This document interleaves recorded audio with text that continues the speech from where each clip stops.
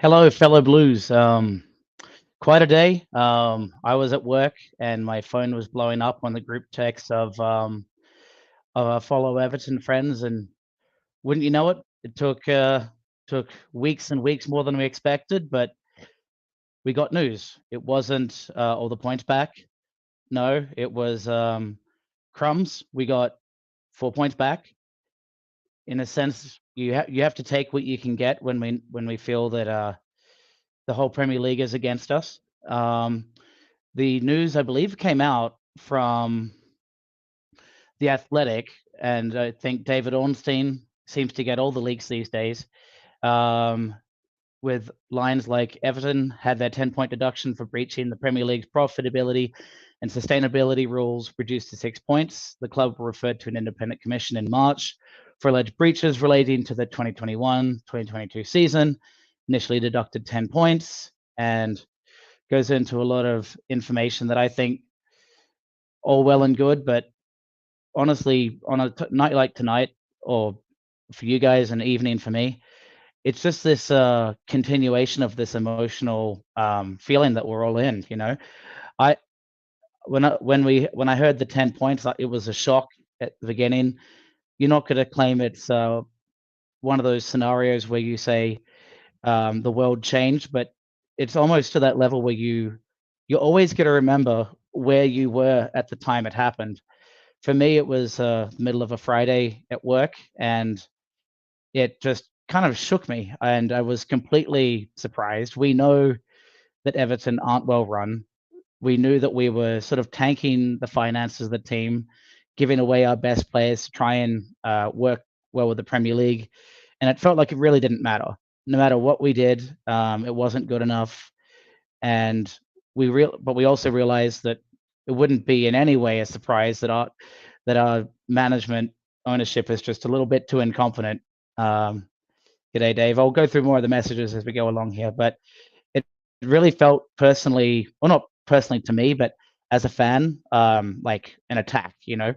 We know that Everton haven't been good for years. We feel like we're capable of so much more, a bit of a laughing stock compared to where we should be. Where me growing up following Everton since the mid 2000s felt really tied to success, and not even truly success, but we were gritty and we didn't have as much as others, but we gave it a fair shot. And it was just quite embarrassing. It felt that all of a sudden we were known as the cheaters of the Premier League, and people go, rules are rules, and it felt just so frustrating when you feel like you, as a team, you actually abided and went with the Premier League. You listen to what they have to say.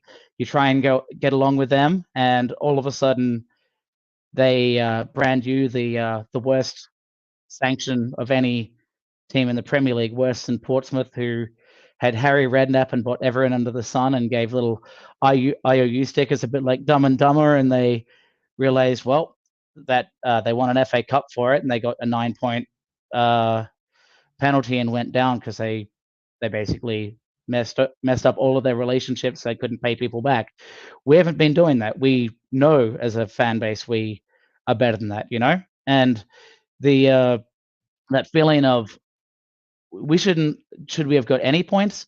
The more I've sat with this, at the beginning I was just enraged because you feel like it was an attack, but the more you think about it, how poorly run we are, and that we're just so excited for any new owner to come in, and 777 is the new savior just because our owners are giving up on the club. That is an indication that we aren't profitable and sustainable. But when you realize all it was that one payment for a stadium, and you go, of all things, trying to make a good stadium is where we get hurt. And my worry, and especially once not this release, but the last one from David Ornstein, and was it going to be another 10-point deduction? All of a sudden, we're down 20 points because at the beginning it was that shock. We're in the relegation zone. We earned our way to get out of it. We had a really rough start. We were getting better, and we were kind of in that mid-table Crystal Palace position. But all of a sudden, it's we're back down to that position, and I'm not sure I'm ever going to say it's corrupt. I think they're just incredibly incompetent, don't know what they're doing, and have bias. But I suppose maybe that's corrupt. Yeah, I feel that they just can't run their own show. They're trying desperately to be tough. It's very reactionary, and all of a sudden we are the culprits of this reactionary action. And of course, because we were trying to be honest up front, it backfires against us. Now, I think knowing that we get 4 points back, it doesn't take away the hurt and the kind of embarrassment of us being branded as a points deduction club. But it does give me a little bit of confidence now that we will at least, at absolute worst, be having a total of 12 points for the year. That doesn't mean I want it. I don't want any points deducted. I want us further up the table. And I might go through some messages from you guys right here as I go through before I vent and don't get you guys' voices coming through.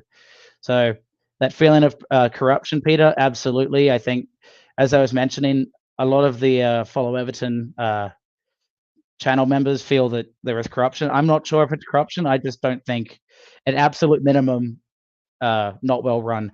Man City, proving corruption is really tricky. So at least there's an incompetence point here. And hi, Becky. Thank you for all our VIP members. Appreciate all of your donations. Evening to Lulu. For Peter as well. It's that feeling of we should have got more. I certainly feel that.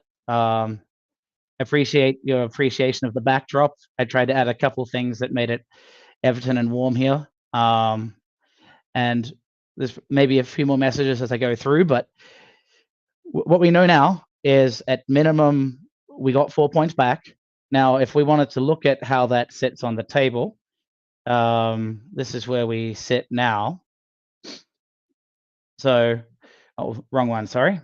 The table right now, it's a weird feeling. We are now comfortably out of the relegation zone. For now, we know there's another potential point deduction coming. There's a lot of opinions for us on as a fan base on will they double ding us. I honestly feel if they can get us once, they'll get us twice. And although double jeopardy seems unfair, I can certainly see that happening and us dropping back right in the relegation zone and 2 points lower than where we are now.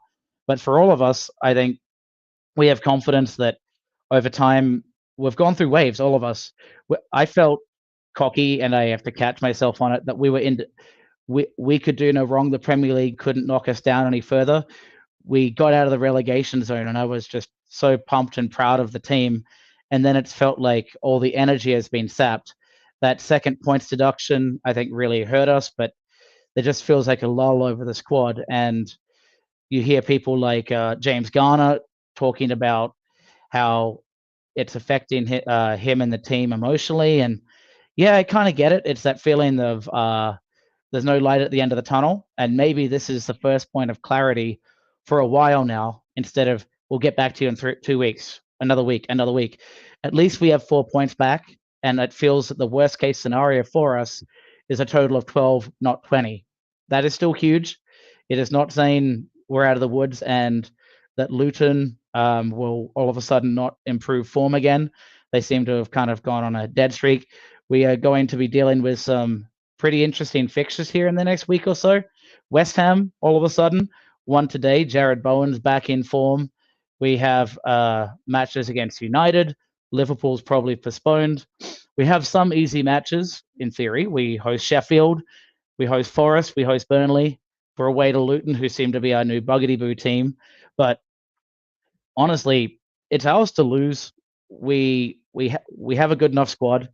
It's the mentality. Does Dyche have the flexibility there? But I don't want to go into more football. I know Brighton has really stung us over the weekend. We felt like we played slightly better, but it just wasn't. We were a little bit more driven, but we got sloppy, complacent, and played too deep and gave that away. But we know if we play to our level, we've proven it. We had that little spell, I think, where we won 4 games in a row against like West Ham, Brentford, Newcastle, Chelsea. If we do get to that point, absolutely we can get back to it. But right now we don't have that edge. Maybe all you need is this little 4-point moment where you said, "Hey, the town of Liverpool, maybe they waited for the cup to come to to Merseyside, and they decided now's the time to give Everton a break." I don't know, but we have 4 points back, and now all we're really saying is we don't know until the end of the year. They've talked about, and I'm not exactly sure in the details. I try and read it, and I think I truly lose context on the exact details. But the we won't know the result at the end of the year until a few days after the 38th match, but everyone plays at the same time to keep it equal. So it's really frustrating and nervy for us if we don't get our act together now as a fan base. Well, we're together as a fan base, but this is an opportunity to kind of get us revved up and excited again, to say, let's kick on right now and do not let this opportunity go to waste. Take this momentum and get us way outside the relegation zone. You know that they may take 6 points again, and let's be clear and out of the way. So if that happens and we get our act together again, I think we're home. But we can't get complacent and think, well, there's definitely no more points coming our way. We have that feeling that they're against us, and there's absolutely that opportunity that it comes again. So appreciate the appreciation from everyone here. Thank you, Chloe, as well, and for Peter, I know. So to be honest, you might be right. Certain people among the Premier League are perhaps not smart enough to be as corrupt as we label them, but they're either trying to relegate us or they're thick. And it has felt for a while now that no matter what happens, there's a negative media story around us, and sometimes misery loves company, and that's an easy story, just like we're the easy ones to pluck off a points deduction. Man City, they've got better lawyers, and credit to Everton. They went lawyer heavy. I know Ryan has talked a bit, has mentioned some of the lawyers, and you've put a lot of time. We put that time and effort, and we got our hands dirty to get those points back. But we have these bigger clubs where you have a lot lawyers involved, and it just gets really messy. And honestly, all I want to do is do these watch-alongs with you guys, for example, or get to complain about the football and not worry about all these members of the Premier League, an independent commission, and trying to make sure that I can read between the lines on some technical manual that I'm not qualified to understand, but I think I can read through and get the gist of it. I don't want to deal with it anymore. I want us to be home and hosed. I want us financially now in a stable position. We all do. We survived this year, and we're just about to get to that stadium. Ticket prices will go up, but the revenue and the opportunities will certainly help Everton. But we're not out of the woods either. This is the first sign of optimism for all of us. And another one that you guys have probably been watching are the new owners again. And what I found really interesting, and is kind of tied into the perspective of how crazy the Premier League is on finances. If you've been following anything about there's a rumor that Hal Steinbrenner, the owner of the Yankees, who's basically got gifted a really famous franchise in baseball over here, if he is part of this group that's interested in buying Everton, he can't afford, even if he's got his father's finances behind him, to even invest in Everton outright. And they're the richest team in baseball over here, and someone like that can't afford Everton. It's a really vast, stark reminder of the scale and the finances of the Premier League. And I think really interesting to think of it that way. If it does go that way, I'm sure Chad and I will talk baseball. I'm an Angels fan, so almost as rough as Everton in terms of management, communication, and letting us down over the years. And Chad from Ohio will probably be able to give you some more baseball insight if it goes that way. But it'll be fascinating if it does, because we know Liverpool is associated with Boston Red Sox, and if the Yankees get involved, it's almost like the ownership in baseball wants a little Cold War front and get a piece of the action where they can compete with their rivalry here in the Merseyside area. I think that would be fascinating. But am I really sure that that Hal Steinbrenner and that group would be capable? No, not really. I think he doesn't have the personality of his dad, but a lot more low key. and sort of, what do you call it, technocratic, and lets the other people do the running of the business. But honestly, I think that's a lot better than having someone with his hand on the button and making too many calls. The problem is, especially for American investors, do they trust and do they know who the right people are to bring in? I think honestly, Kevin Thelwell, we can rant on him to saying he hasn't done enough, but he hasn't had much to go on either, has he? So maybe we're just waiting for that, and this is that spark, that tinder of possibility that says we're on our way out of the woods, but we're not there yet. So, um, and I think Peter Collins is exactly right here. We have every opportunity; it's in our hands. I don't want to say Premier League take us on and give us more points deduction and we'll beat them, but I think honestly it's up to us as up to the players. Let's say it's not up to us. We can yell, we can get angry, we can give flares, and it's really up to the headspace and honestly not for them to get in their own heads for the final few matches of the season. So some other things I wanted to bring up. If we look here, this was some numbers from, I think, last year in May that were published. I'm not sure if they're valid, but if you look at now, we have went from 17th position and we have gained some points back. As we mentioned, we are now in 15th. So if you jump then from 17th to 15th, we're gaining points back, or financially we net gain what's that, 4.8. But the other thing to think of, if we got all our points back, we get 8.8 million. And you know what's funny? That's basically what we were dinged for in the first place, right? So we got sort of double duty on that penalty financially, but take a little gain as we get it here. And the final thing to think about, as we said, this is a positive. It's not a great day. I don't want us to think that this is we should be celebrating. It is a rare moment where the Premier League get kind of caught with their pants down.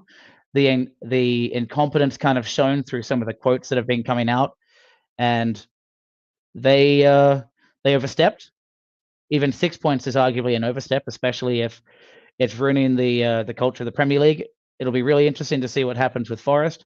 We know that on our side, we were trying to balance the books, and I think there was incompetence on how to count. So we got double dinged, we'll potentially get double dinged. Forest, although it's kind of unfair, but they also get parachute payments if they go to the championship. I think they're in a position where they could be looking as rough as us, but there's a lot of appeals and moving pieces, and yeah, it's late for you guys. Hopefully, it makes you rest easier that we have some points back on the board. But if we relax and get too complacent, I think we're missing the point. The season is not over; it's just beginning. We're in the final stretch here, and there's certainly an opportunity if we're not careful that if we get complacent, we can throw ourselves right back in, and it's not then in our hands again. It's in the Premier Leagues, and it's in teams that, credit to them, someone like Luton, I would love to see them stay in, but not at the expense of Everton. Let's be honest. We want to see those underdog teams get through. So that's great to see, but I also don't want us anywhere near that championship drop door again.